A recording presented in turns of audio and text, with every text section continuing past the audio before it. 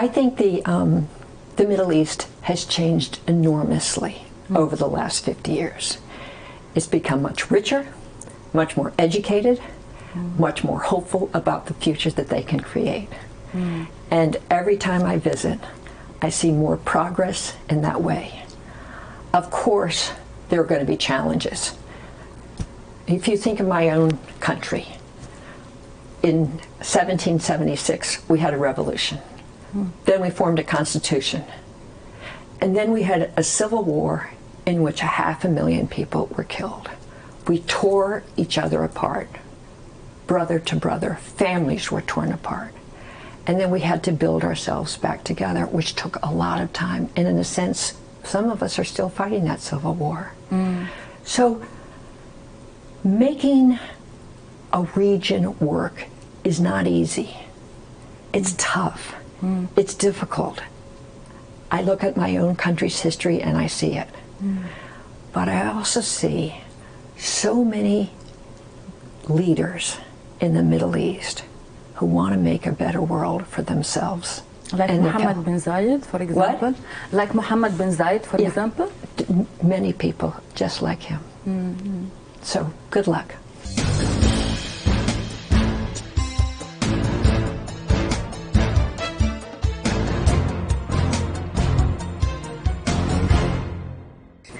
Joining me today on the Capital Show, Governor Kathleen Kennedy Townsend. I'm so happy to have you here. I'm gonna take the opportunity to ask some questions about your great background, and then, of course, we're gonna discuss some current affair topics. So thank you for coming to my show. And I remember I met you in Lebanon. You were a guest of honor for Pioneers Awards. I'm so glad to see you after these all years. So many years, yes. Yeah. First of all, you are the daughter of Robert Kennedy. How do you reflect on your father's political legacy?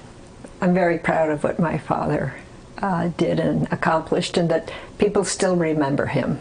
I think that he made a big difference in the United States for civil rights, got the 1964 Civil Rights Act passed, the Voting Rights Act passed.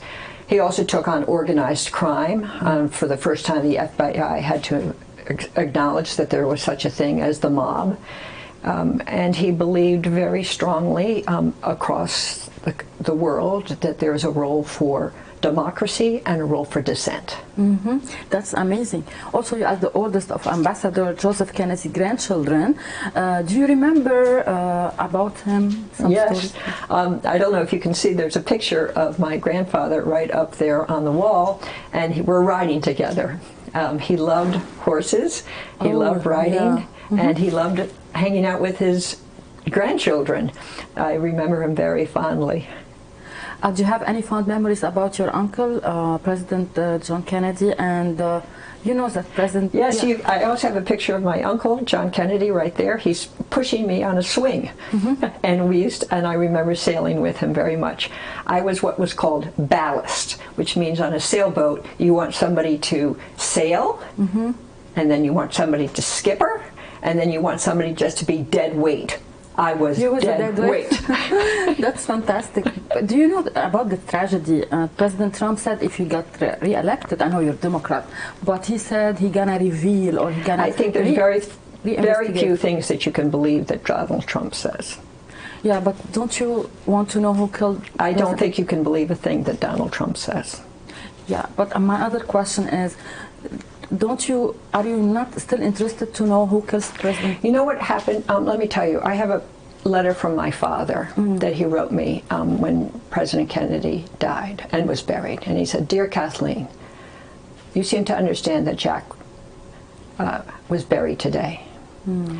As the oldest of the Kennedy grandchildren, you have a special responsibility. A responsibility to Jack and to Joe, who was my uncle that was killed in World War II. Be kind, work for your country, love Daddy." And you notice in that letter that he never talked about bitterness or revenge or getting back. He talked about responsibility to family, kindness, and working for our country.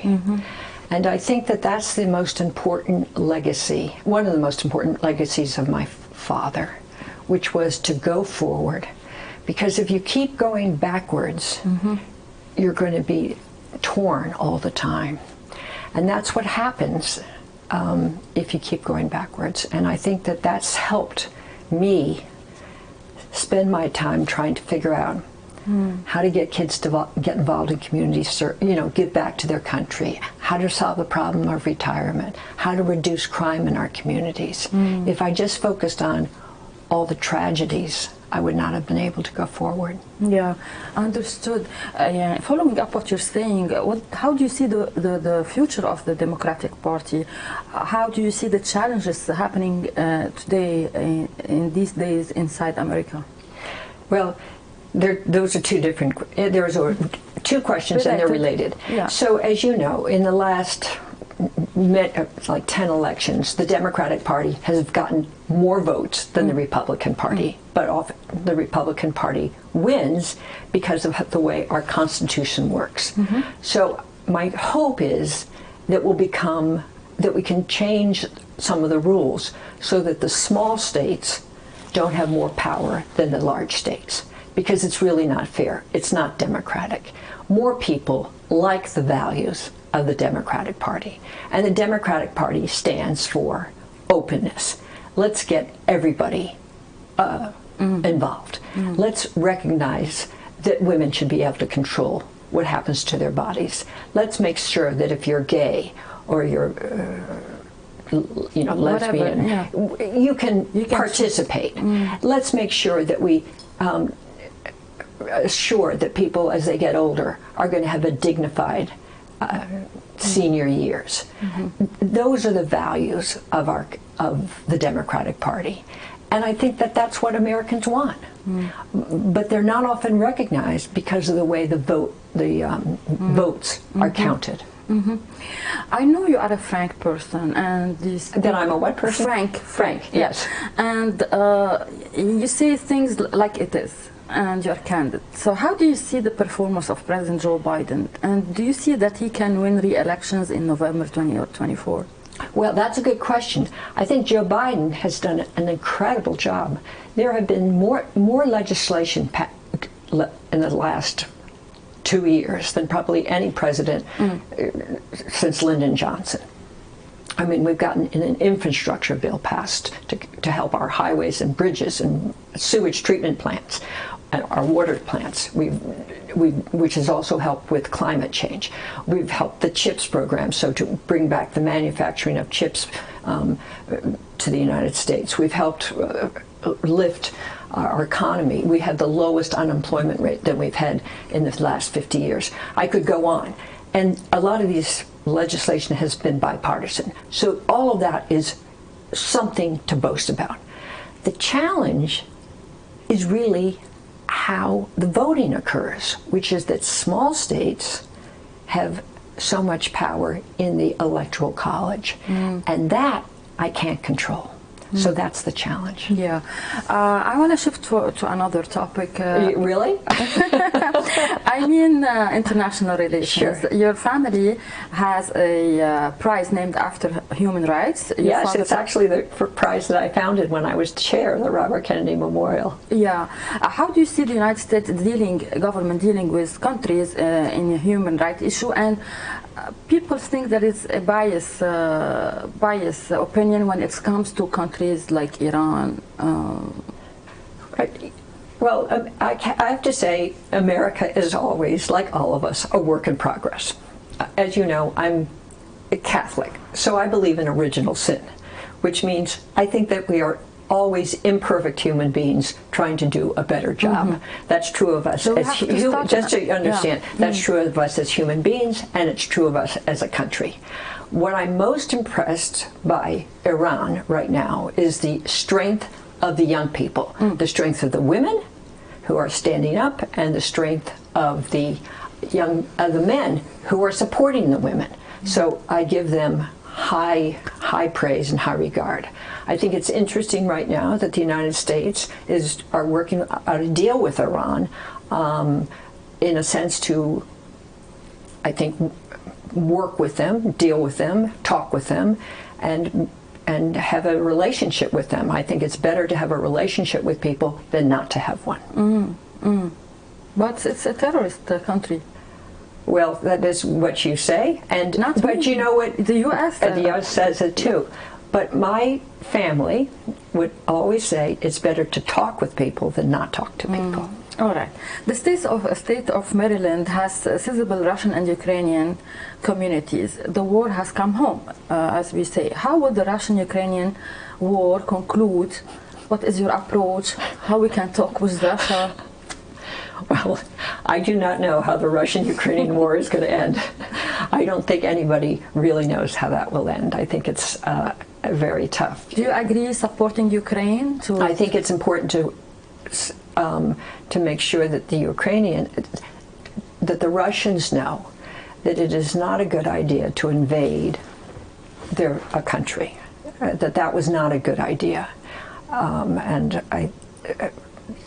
I think that Putin didn't realize that there were repercussions if he did it, and I don't know if he has figured out a way, or if anybody has figured out a way that everybody can save face and end the war. And I think the important thing that my uncle, President Kennedy, and my father, Robert Kennedy, did during the Cuban Missile Crisis is to end that crisis by making sure that everybody could save face. Because what you want, if you can, is to reduce the violence and make sure that everybody has a way out. Do you believe that the U.S. never win any war?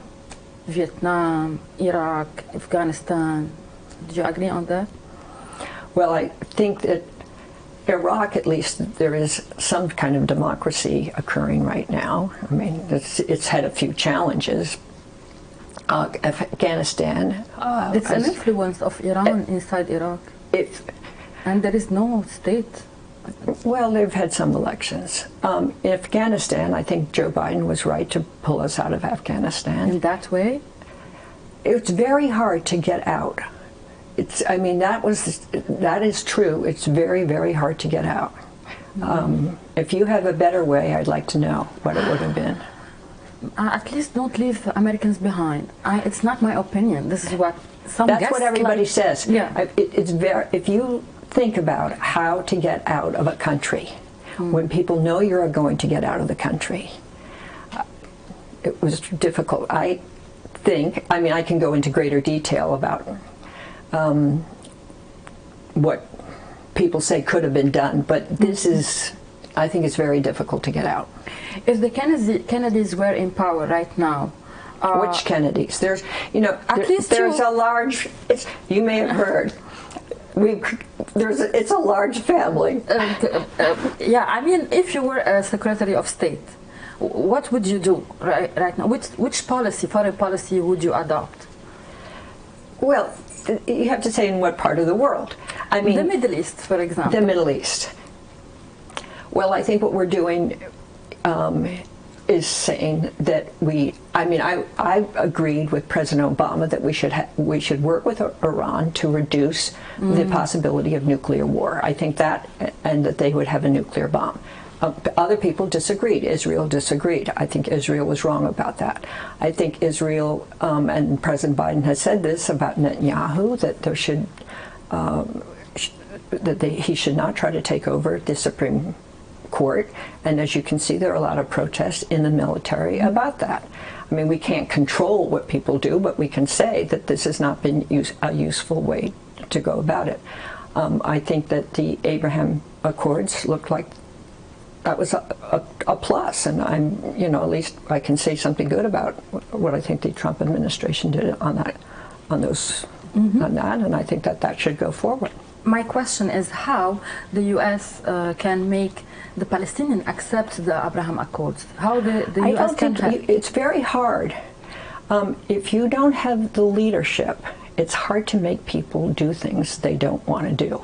There's a great, I'm going to tell you a great quote. This is from Lyndon Johnson during the Vietnam War. He described how and this is, I'm quoting my Uncle Teddy. He said, "How can I change what is going on in Vietnam when I can't get the mayor of a small town of 10,000 elected in Texas?" You know, politics is difficult. Yeah. And you sometimes can't control, I mean, Other countries. other countries, your own state, Yeah. your own country. I mean, if you've ever been in politics, if you ever run a bureaucracy, do you see I mean, I was listening to somebody the other day who was the #2 in the Federal Reserve, and he described how he couldn't get the people in his own bureaucracy to do what he wanted to do. Yeah, so how can you get somebody across a whole continent, across the ocean to do what they want to do? It's a very difficult, the idea that you can tell people what to do. People are independent. Many want to do what they want to do. So what is wonderful about Joe Biden is that he understands that about people, that it's better to try to persuade than to demand, because people like to make their own decisions. We can't consider this as weakness? Oh, not at all. No, the strength of the idea of a democracy is that people can make their own decisions. And therefore, the idea is that if you are able to talk with people and convince them, that's a much greater strength. So you cannot apply American democracy in the Arab world or in another countries. So, well, it can't be because they have their own traditions. They have their own traditions. So what in an Arab world do people are persuaded by different ideas. Yeah. I mean, that's the truth. That's They're persuaded by what their beliefs are, what their culture is, what they grew up with, what their hopes are, what their fears are. I'm going to talk about something related to climate change. The United You Arab... want to change the subject? No, just I know we have short of time with you. So the United Arab Emirates will host the conference, UN United Nations conference on the environment known as COP28 in November. I want to know your thoughts about such an important meeting, how the United Arab Emirates is approaching renewable energy. Well, shifting. As you know, they're very interested in, and when I visited the UAE maybe 10 years ago, even at that point, they said, we know that oil is not the way to go forward, and we're going to look at different ways that we're going to create energy, whether it be sun, which is, there's a lot of sun in the Middle East. Maybe we'll look at wind power. There's a lot of interest in geologic power. So there's all sorts of possibilities. Or nuclear power. They were looking at nuclear power. So there's lots of ways that we can do alternatives that are safe, can be safe, that can be help our Earth, and can be productive and valuable. And I have to tell you, not I have to tell you, but the UAE has been exploring all of these. Yeah. This is so kudos to them. Yeah. So my last question. Yes. You've been to Lebanon. Yes. And you see now how it's the situation is so bad because of the control of Hezbollah, a proxy of Iran. They're controlling the country. There is no state. They are a state inside the state. How you can foresee the United States has to deal with terrorism or combating terrorism? Is that such an interesting question? I was just talking to a friend of mine who was the former ambassador to the United States from Iraq. And he wrote me yesterday because it was anniversary of 9/11, and we said, it's really, we do have terrorism, but not the way we had it at 9/11. So the type of terrorism has really, we've never had such a terrible event as we did at that time. So the terrorism has changed. And why is that? Is it that they see different goals? Is it that they have different hopes? Is it that the United States isn't their primary goal, or is it more that they want to control Lebanon, or that they want to control parts of the countries? I asked, and I think it's interesting, and I find it even more interesting given that the United States is now having conversations with Iran to lower the nuclear threshold. Do you want to say a last word for our audience? I think the Middle East has changed enormously over the last 50 years. It's become much richer, much more educated, much more hopeful about the future that they can create. And every time I visit, I see more progress in that way. Of course, there are going to be challenges. If you think of my own country, in 1776, we had a revolution. Then we formed a constitution. And then we had a civil war in which 500,000 people were killed. We tore each other apart, brother to brother. Families were torn apart. And then we had to build ourselves back together, which took a lot of time. And in a sense, some of us are still fighting that civil war. So making a region work is not easy. It's tough. It's difficult. I look at my own country's history and I see it. But I also see so many leaders in the Middle East who want to make a better world for themselves. Like Mohammed bin Zayed, for example? What? Like Mohammed bin Zayed, for example? Many people just like him. So, good luck. Thank you so much. God bless you. Thank you for your time. God bless you too. I enjoyed my conversation with you. That's so lucky. Thank you. Hey, Maria Malouf here. Please click to like and subscribe to Maria Malouf TV YouTube page and catch our hottest interviews and most compelling analysis. You will not get it anywhere else.